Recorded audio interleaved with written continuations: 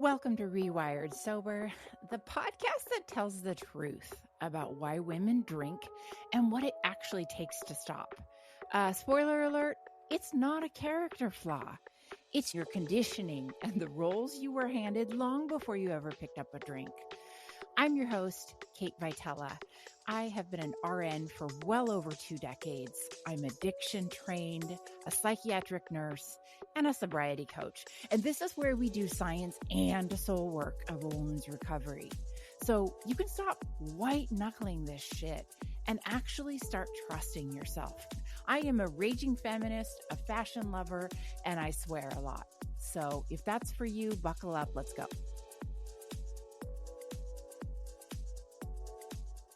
Welcome back to another episode of Rewired Sober. I'm your host, Kate Vitella.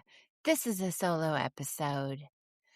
I wanted to talk about something, and I'm going to do my very, very best to make this cohesive, but it might be a rant. In recovery meetings, I am often known for, quote, Kate rants. So it might be easier to watch this on YouTube so you can see me emoting, but I am known to get a little bit colorful and spicy and just start ranting about topics. However, no one would listen to my podcast if that's all I did. So I'm going to try to make this somewhat linear. And so before I release next week's interview with filmmaker Carrie Lynn Miller and her upcoming film Talks, I realized I had more that I wanted to talk about on this topic and other pieces of my story I wanted to share and kind of go in a deeper dive. So I will release that episode next. And this is kind of the prequel, but you don't want to miss the next episode because the Talks film is and that is TOX, like Botox. The Talks film is coming out soon, and I believe every woman in the world should watch this. Okay, going back to why these ideas started forming in my head is, and I'm going to say this, you're going to hate me because I always talk about New York, but it's the only place I travel. And I guess lately it's, I'm on a nurse's salary. I can afford a couple trips a year. And if I want to see the whole world in one place, New York is that place for me. So sorry about all the New York stories, but no, I'm not sorry because I just love New York. But something interesting happened to me this last trip, and I came home and told my husband about it. And that's when these ideas started circulating in my head. And no, I promise you, this isn't one of those gross, barfy, magical, I found myself wandering the streets in Soho, very eat, pray, love-ish. It's not that. It was simpler than that. And it came down to, I spent over a week looking at people in real life, faces, thousands of faces all over the city, in Central Park, in Tribeca, at coffee shops, restaurants, at the Maze, the non-alcoholic social club I went to, walking through vintage shops, standing on street corners, eating, smoking, running around the city, laughing, all the things, existing as humans. And somewhere around day 2 or 3 of this, I realized something that it genuinely surprised me. Nobody looked like Instagram. And I know this intellectually. I know this. We know this. Nobody looks like AI. Nobody looks like a filter or a TikTok reel. But suddenly it hit me that I hadn't been exposed to that many faces in real life and in a really long time. Short of, working at an espresso stand, I'm not sure many of us see a variety of faces on the regular. I work outside the home as well as coach individuals online, and I happen to see roughly the same faces over and over and over again, even on Zoom and through social media, because, the algorithm and what pops up for us. And the faces I see in real life, the number gets even smaller. I see a few nurses at work. I see the clients. I see a few doctors. I see my husband, my family, but I don't actually wander through the crowds and look at faces. And before you tell me okay, New York is full of beautiful people. Yes. And that's exactly what made it even more interesting. Because yes, I believe all the women are beautiful. There were beautiful people, but they weren't perfect. Nobody was. They had wrinkles, pores, gray hairs, wrinkly clothes, expressions, faces, crooked teeth, dandruff, faces that actually moved, right? And personas and faces that looked real and looked alive. And I realized that after a really long time, months and months of staring at Zoom screens, editing podcast videos, recording myself, creating clips, and spending more and more time looking at my own fucking face, looking at my own face more than any individual should spend looking at their own face, it felt weirdly comforting. And I came home, I jokingly told my husband, I'm not as ugly as I thought, because I think I forgot what real humans actually look like. When I was in the city, I attended a networking event at random for professionals in the health and beauty industry where I talked about sobriety coaching and being a nurse coach. And there were people from all walks, regular people that showed up to this event. And it was really striking to me that I felt like I had forgot what real humans looked like. And again, I work outside the home. I'm not someone who lives on Zoom. I see faces. But I didn't think that this realization was a small thing, because I think it's become a bigger psychological thing, maybe even a recovery thing, certainly a humaning thing, a humanity thing. And so there's been something that's been rattling around in my brain. So for most of human history, people barely saw themselves. Well, if you go way, way, way back, right? Like if we're talking like caveman days, you see your reflection in the water. And then as time went on, we maybe had a few mirrors if we're lucky, but we fast forward to today. I can literally inspect my pores in high def. I can zoom in on every picture on my forehead, on my jowls, my jawline. I can look at my neck, my teeth. I can record myself and watch it back and critique myself and then compare to thousands of other people doing the exact same thing. And our brains were never actually designed for this. And psychologists actually have a term for the phenomenon that happens next, and it's called self-objectification, which really is just like when you stop experiencing yourself as a person and you start evaluating yourself as an object. Like you stop asking yourself, how do I feel in this moment? Or what am I thinking about? Or what do I need? Right? I always tell clients when they're having a craving, ask yourself what you need. What do I really want? And you start asking internally, you're asking the question, how do I look to others? How am I coming across? How am I presenting? Right? Do I look old, tired, fat? Am I attractive? Am I enough? And psychologists actually describe this as internalizing almost like another observer's perspective of yourself. So you become like the main character, but also the audience. And I'm making this hand gesture of like a bubble. It's like what I see for myself is I'm trying to live my life while simultaneously watching it and judging it. Like you go to an event, a social event or a party, and a regular, healthy, like human experience would be, oh, I'm really enjoying this conversation or I'm having fun, right? These people might be cool, interesting, funny.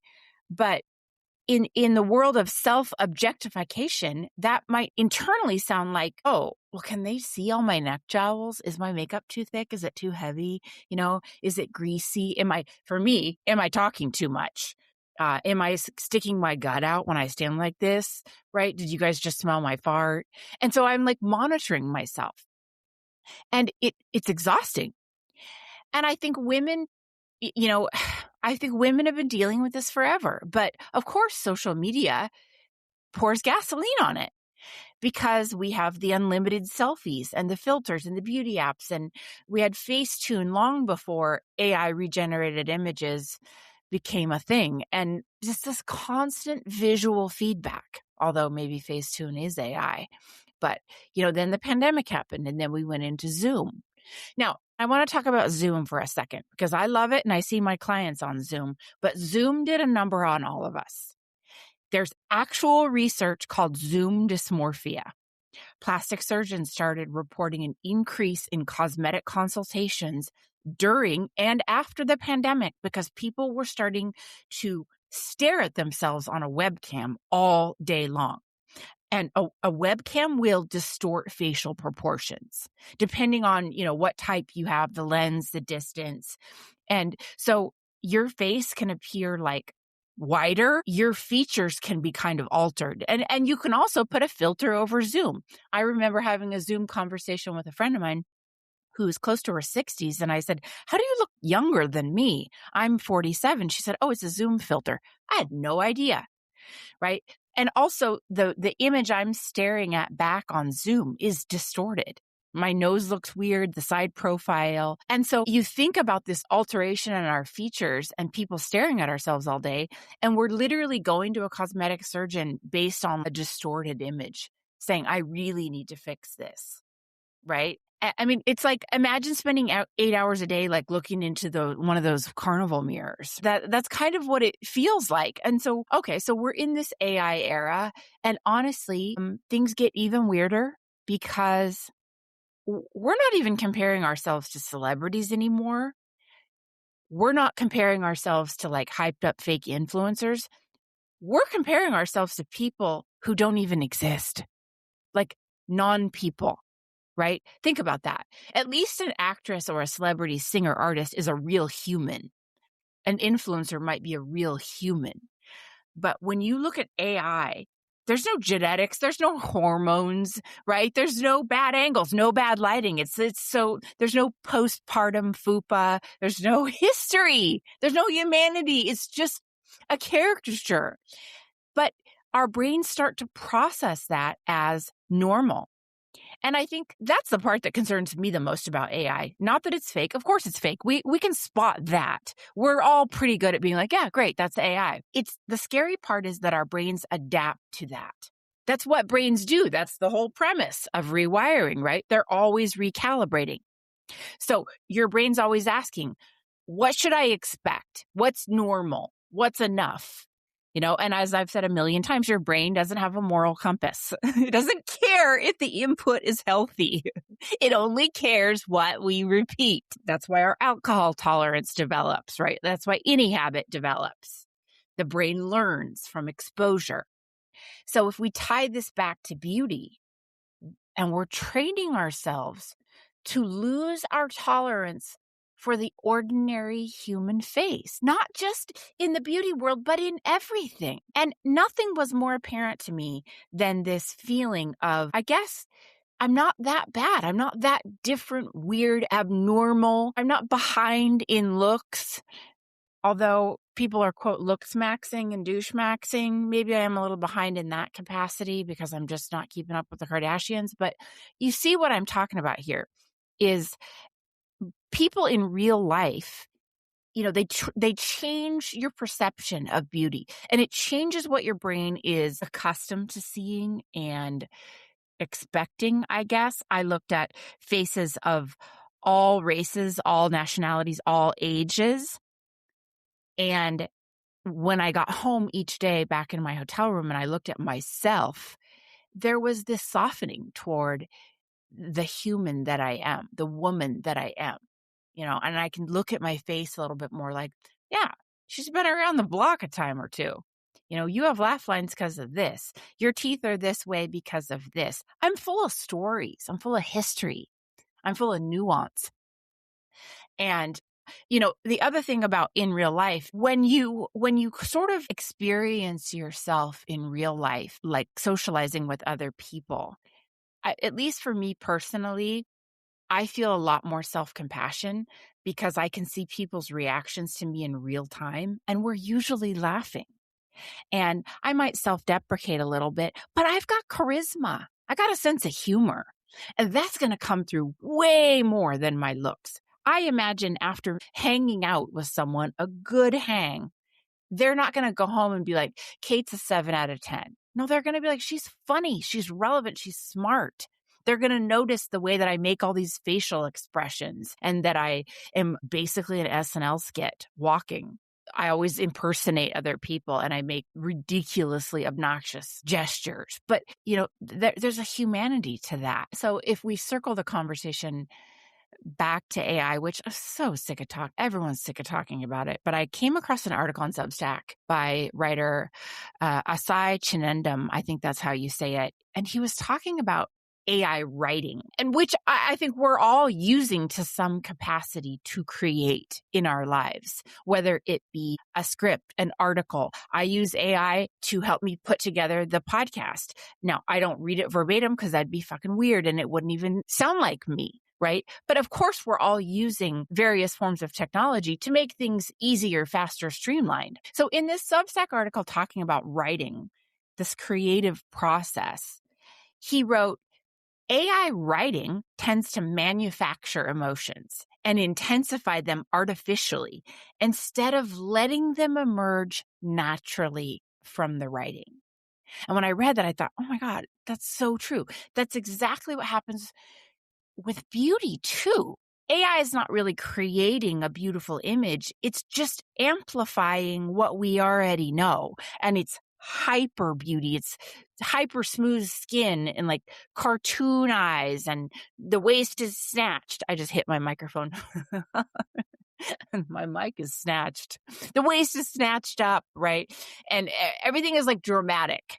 So instead of you getting to process a face and look at it and discern and come to your own conclusion and feel your own intuition about it, AI is like, here, this is what you should think of this person. And social media comes in and does the same thing emotionally to a lot of stories that we should be formulating in our heads. It's like, everything is dramatic, everything is devastating, life-changing, everything is sped up, transformational, everything's a breakthrough, everything's a quick before and after.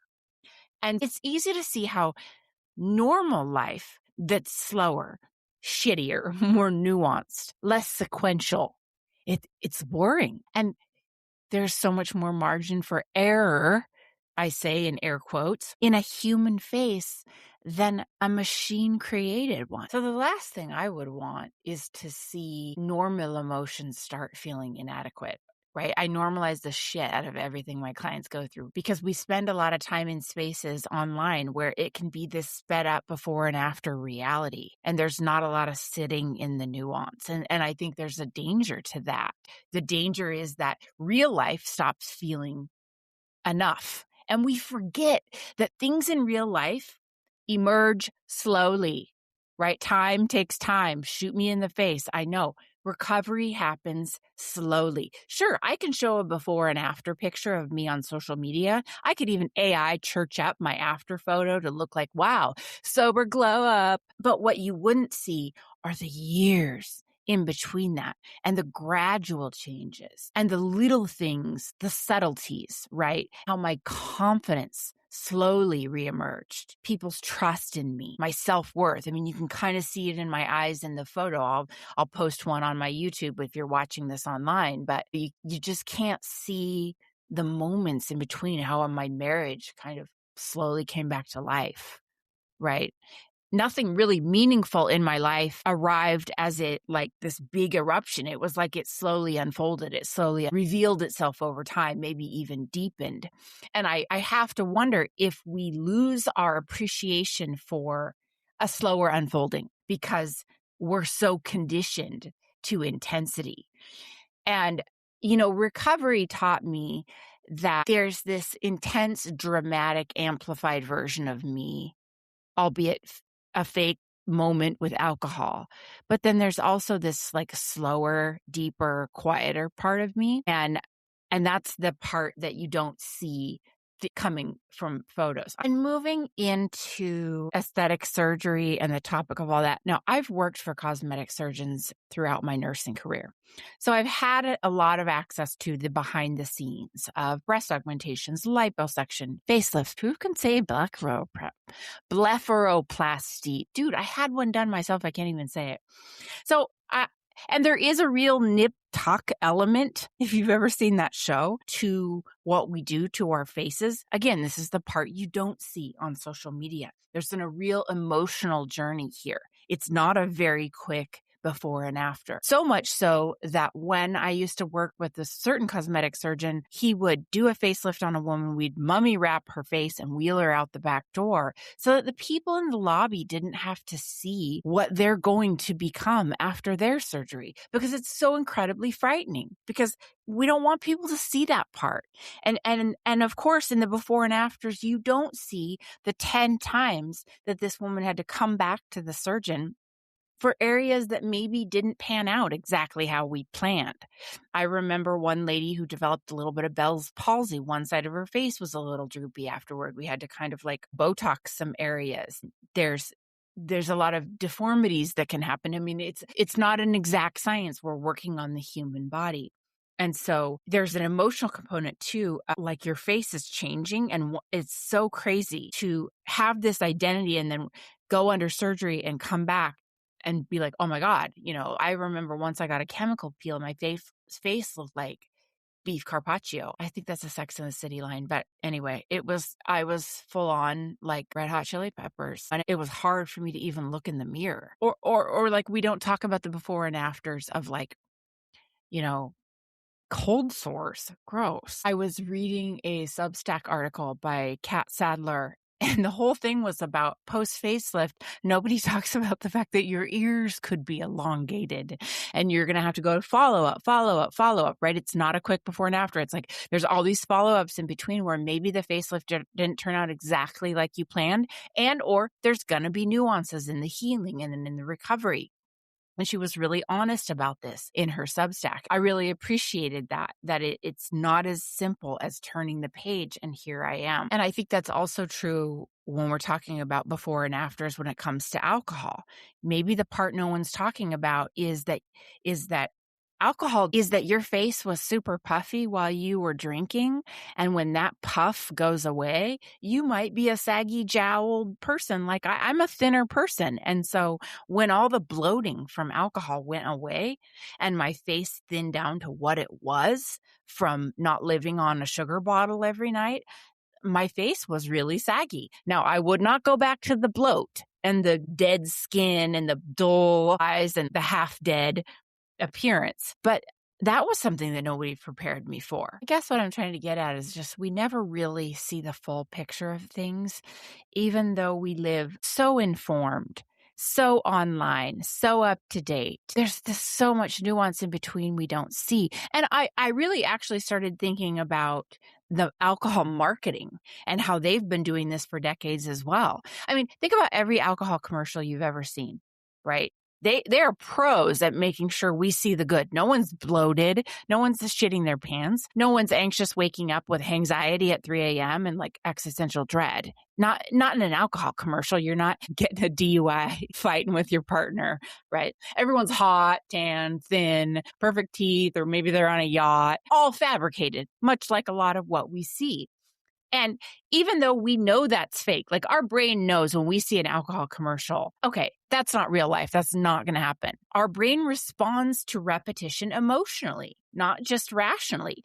And so we don't automatically think we're just being sold products anymore. We're sort of like being sold an alternate reality, and one where nobody ages, where we don't struggle, where we don't get DUIs and shit our pants, and where everyone's beautiful and successful and thin all the time. And the longer the exposure to big alcohol marketing, the easier it becomes to look at our actual life and conclude like it's wrong or it's boring. It just really, really hit me, staring at women in their 60s and 70s in Central Park, or, the 52-year-old woman at the vintage shop who sold me that scarf. Like it really hit me that that's reality. Nothing about our actual reality is optimized or filtered or AI generated. It's so human. And isn't it becoming more radical to just be honest and human? So how do we do this is the question, right? How do we keep going without self-sabotaging and hating ourselves? And I've tried to think of like a pithy list of perfect ways to navigate all of this, but there is none. And I'd be Pollyanna bullshitting you if I said, get off social media. I mean, yes, if you can take a break from social media, that's awesome. I don't. I'm not even going to lie. I look at various feeds every single day. First thing I do in the morning is check my email. I am not some healed, perfect version over here. But what I can say is get out there and see people in real life. Have exposure to real faces. Go do things in person to where you can capture the nuance of humaning and experience yourself experiencing others, right? Follow older women on social media instead of the young influencers that make you feel like shit about yourselves. Like, I'm not trying to follow Amelia Gray. I follow her mom, Lisa Rinna, because I want a woman closer to my age. And follow a writer, a comedian, someone doing interesting things. Follow women with real gray hair, with real wrinkles. And like I said, spend time looking at real humans. When you're in a coffee shop, when you're at a bookstore or the mall or whatever, I feel like going to New York sort of recalibrated my brain. It reminded me of what 47 years old actually looks like, or what 70 actually looks like, what real life, right? And not all this crap that I had been staring at on my phone for months and months. I couldn't help but think, like, when I actually go out and live my life, I stopped spending so much time observing myself and observing my life, staring at myself too much. Am I saying this right, that right? And I'm more like in the happiest moments of my life when I forget what I look like, if I forget to check my appearance. Sometimes my funnest moments on this podcast are when I forget to worry about whether my smile's all jacked or I'm laughing really hard, right? And I think that comes through with what I'm talking about. If I was staring, I don't even look at my own image when I'm recording myself. I'm not trying to see that I got jacked up split ends and nose hairs poking out. I'm not trying to make myself feel worse. I don't want to check my angles or analyze my forehead pores. I want to get busy living. And so I guess this brought up a lot of thoughts for me, especially after this trip and realizing that I'm so conditioned to see perfection and expect that to be reality. And maybe that has lent to my personal obsession with wanting to get Botox and fillers and fix my lips, fix this, and this rabbit hole that I've gone down. I personally have had my eyelids done. I had to have a blepharoplasty because I have really hooded eyes. And this was a bit of a genetic thing, but they were like literally drooping down over my vision.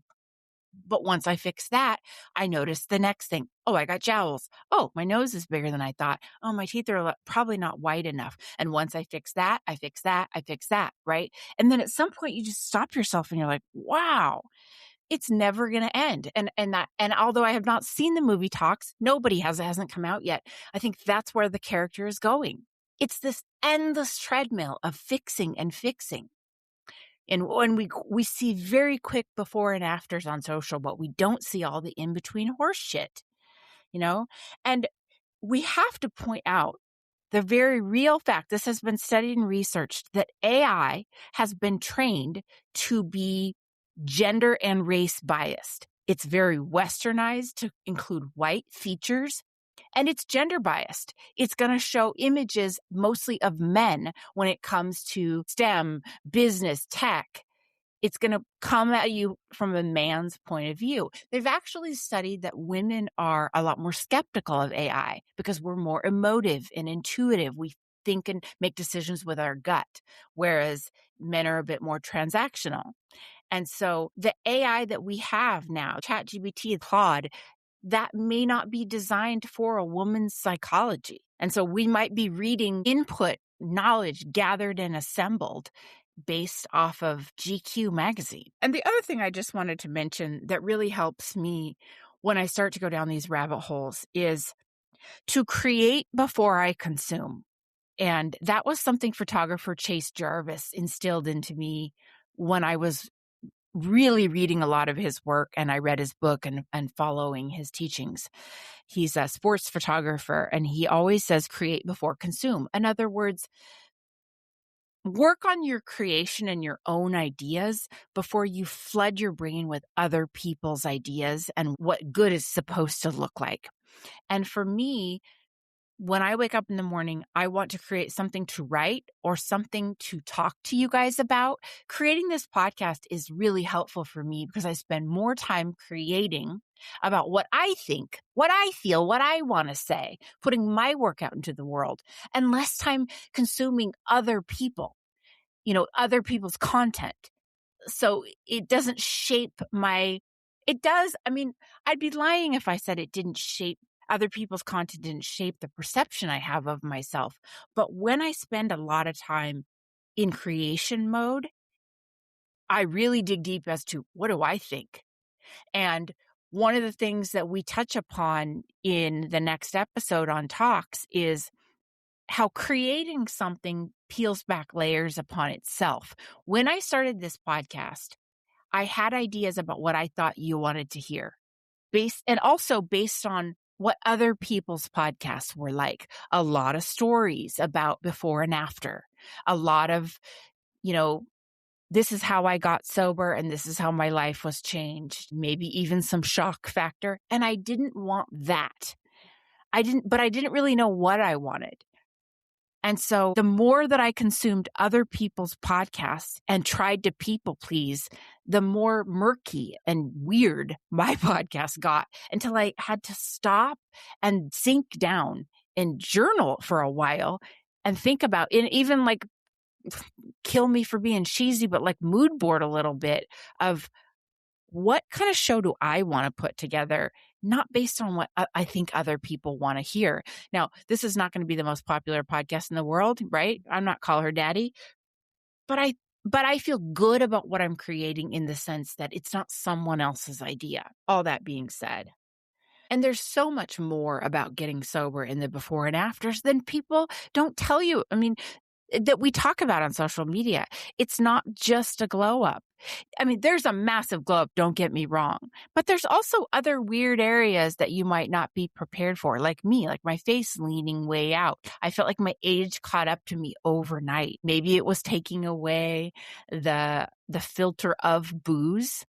And then I realized, oh, wow, I look like shit. Emotionally, I was not ready to quickly be faced with my appearance like that. Like I had been numbing and hiding and checked out for so long that when I finally got sober, I had to stop myself from doing such a deep inventory of my looks. And I talk about this in the next episode, and I think a lot of women can relate to this. I got sober and looked at my face, and I blamed myself for how shitty I looked. And that's part of what started me down a rabbit hole of plastic surgeries. It was this feeling of guilt. Like, I have wrinkles because I smoked cigarettes. My face is dull and gray because I drank too much. My teeth are rotten because of bulimia. I did this to myself. I did this to myself. It's my fault. It's my fault. It's my fault. And so then I felt the need to fix it. And I remember writing about this a long time ago, how I come out of a Medi spa and I look in the mirror and all I see is the guilt and shame of the woman who's done this to herself. And now I've got to hustle and get the Botox and get the fillers and fix. And that's not something that we talk about in the before and afters of sober Instagram, but that shit's real. And I'm here to have these conversations if y'all are ready for it.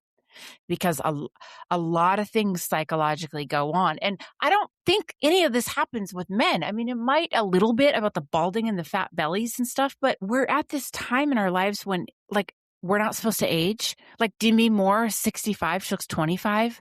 Okay. Well, I got sober at 38. I look 68, and so it's just all this guilt of like, I fucked up my own face. Therefore I've got to fix it. And what a weird time that we're in.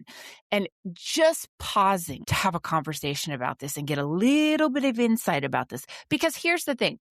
We know this stuff, right? We are smart women. We know all this. I'm not telling you anything you didn't know. But maybe I'm reminding you that subconsciously you're forming these thoughts and opinions based on what you're consuming on content and, AI, and you're subconsciously beating yourself up a little bit. feeling a little guilty, feeling less than. You don't quite know why after scrolling for a while you feel a little glum. I mean, intellectually, well, of course that's not real. She's an influencer or that's filtered. Intellectually, you know that. But subconsciously, you might not realize that a little bit of self-disappointment, doom and gloom, that second look in the mirror, that's what it's doing to you. So to pause and to talk about this stuff, have insight around it, especially with other women. Oh my God. I think that can be really incredibly helpful. Okay. I think that we've said enough here, folks. I'm waving my cunt fan in the air to fan my sweaty face. I am so glad you're with me on this journey. Send me an email about anything else you'd like for me to talk about because I'm ready to go for it. Okay, thanks. All right, that's what I got for you today. If this hits, send it to a woman who needs to hear this shit because we are not doing this alone. You can find me on Instagram and pretty much all the socials at Rewired Sober. The links are in my show notes if you want to work with me one-on-one and go deeper. I love you, mean it, take care of yourself, and I'll catch you on the next one.